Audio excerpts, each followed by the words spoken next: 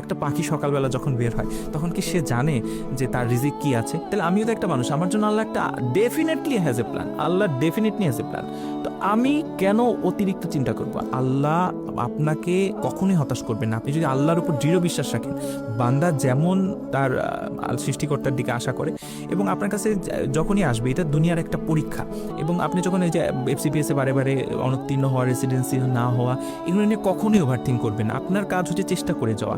এবং আপনি আরেকটা কথা, তার মানে এই না যে আপনি অন্যদের থেকে কখনো পিছায় পড়বেন না। সবার দিনই 24 ঘন্টা, কারো দিন কিন্তু 24 ঘন্টা থেকে বেশি না। আমি বলি যে if you don't do extra you will not get extra.